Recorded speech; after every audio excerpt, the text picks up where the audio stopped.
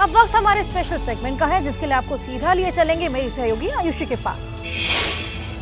बिल्कुल, देखिए हर्षा, उत्तराखंड के उत्तरकाशी की टनल में फंसे सभी जो मजदूर हैं वो सही सलामत हैं। सबसे बातचीत भी हो रही है, जिसके बाद न सिर्फ मजदूरों ने बल्कि उनके परिजनों में भी हौसला बढ़ा है।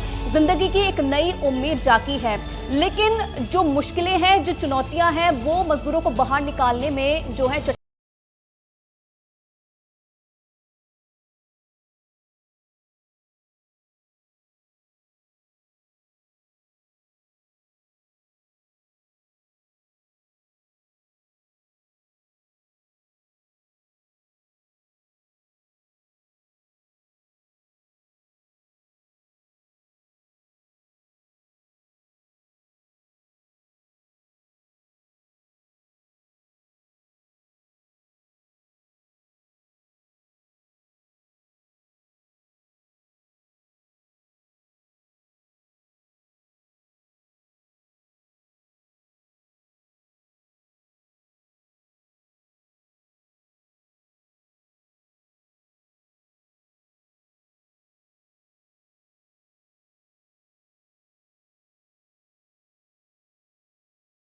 बीआरओ के और अन्य ऐसे एजेंसीज हैं, अंदर इलेक्ट्रिसिटी सप्लाई है पूरे तौर से और वहाँ लाइटेड है। हम 6 इंच के पाइप के जरिए अंदर जो हमारे भाई सब हैं उनसे हमने थोड़ी बहुत कम्युनिकेशन भी कर पाए। तंदुरुस्त हैं, उनकी जो मानसिक हालत है वो भी सही है, ठीक है। रेस्क्यू टीम 11 दिनों से जिस कोशिश में लगी थी, अब जाकर वो कामयाब हुई है। पहली बार 6 इंच चौड़ा पाइप सीधे मजदूरों तक पहुंच चुका है और अब बस उस समय का इंतजार है जब बाहर निकलने का रास्ता तैयार हो सके।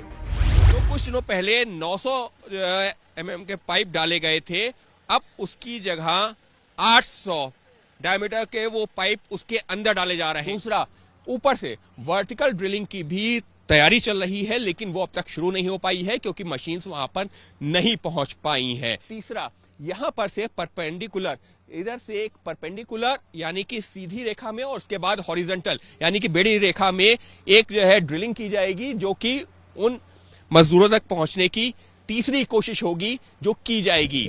और एक और चौथी कोशिश की जा रही है, वो इस टनल के दूसरे छोर पर, वहां पर ब्लास्ट करके जो मलबा है उसको हटाने की कोशिश की जा रही है। तो ये 4 वो तरीके हैं जिसके जरिए रास्ता बनाने की कोशिश की जा रही है उस रास्ते से, जिससे निकाला जा सके इन मजदूरों को।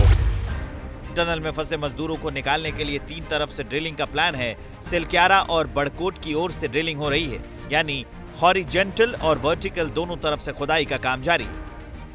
900 mm डायमीटर का हम पाइप 21-22 मीटर तक हमने अंदर पुश किया था पिछले हफ्ते। अब हमने डिसाइड किया कि हम टेलीस्कोपिक मेथड से उसके अंदर 800 mm का डालेंगे। 60 मीटर का ये जो बिल्कुल टोटल लेंथ है जो हमारे मलबा जो गिरा हुआ है, हमने इसके साथ ये भी किया है कि हॉरिजॉन्टल भी बोरिंग हो अगले साइड से, बारकोट के साइड से।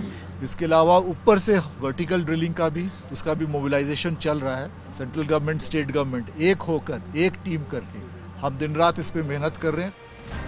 सच तो ये है कि अभी भी रेस्क्यू टीम के सामने कई चुनौतियां पहाड़ की तरह खड़ी हैं। राहत कार्य में जुटी एजेंसियां भरोसा जता रही हैं कि वो मलबा चीरकर मजदूरों को सुरक्षित बाहर निकालकर ही चैन की सांस लेंगी। 22 मीटर से लेकर के 45 मीटर तक का जो एरिया है अंदर टनल के अंदर का, वो सबसे ज्यादा क्रिटिकल है। जो यहाँ पर जानकार हैं, जो एक्सपर्ट्स हैं, उनके मुताबिक वो एरिया सबसे ज्यादा क्रिटिकल है क्योंकि वहां पर डिब्री है, यानी कि जो पत्थर पड़े हुए हैं, वहां पर मुमकिन है कि कुछ वाहन हो, किसी तरह की मशीन हो। लिहाजा वो एक चुनौती है कि वो मशीन, जो ऑगर मशीन है, वो उसको काट करके आगे बढ़ पाए। अगर वो सफलता मिलती है तो अगले 48 घंटे के आसपास कोई अच्छी खबर मिल सकती है। सुरंग में सबसे बड़ी चुनौती की बात की जाए तो सबसे बड़ी चुनौती 60 मीटर मलबे को पार करना है। 22 मीटर तक मलबे में ड्रिलिंग हो चुकी है, 38 मीटर की ड्रिलिंग और बाकी है। 22 से 45 मीटर के बीच की ड्रिलिंग सबसे ज्यादा चुनौतीपूर्ण है और सबसे बड़ा खतरा ड्रिलिंग के दौरान कंपन का है। सबसे बड़ा डर इस बात का है कि अगर ड्रिलिंग हुई तो कहीं और मलबा ना गिर जाए। उत्तरकाशी के जिस सुरंग में हादसा हुआ, उसके दोनों छोरों के बीच मजदूर फंसे हैं, इसलिए सिलक्यारा और बड़कोट दोनों छोर से ड्रिलिंग की जा रही है। टनल के ऊपर पहाड़ी पर ड्रिलिंग का काम जारी। मजदूरों को निकालने के लिए ड्रिलिंग में ऑगर मशीन का इस्तेमाल हो रहा है। 6 इंच का पाइप डालकर सुरंग में खाना, दवा, ऑक्सीजन सप्लाई हो रही है। पिछले हफ्ते 22 मीटर तक 900 मिलीमीटर का पाइप डाला गया था। अब फैसला लिया गया है कि सुरंग में 800 मिलीमीटर का पाइप डालेंगे। दरअसल रेस्क्यू टीम की कोशिशें एक हैं, लेकिन खतरे अनगिनत हैं। एजेंसियों की कोशिश यही है कि मजदूरों को जल्द से जल्द सुरक्षित बाहर निकाला जाए, जिसके लिए अंतर्राष्ट्रीय टनल एक्सपर्ट आर्नाल्ड डिक्स की मदद ली जा रही है। पीएम मोदी भी लगातार उत्तराखंड के सीएम पुष्कर सिंह धामी से फोन पर जानकारी ले रहे हैं।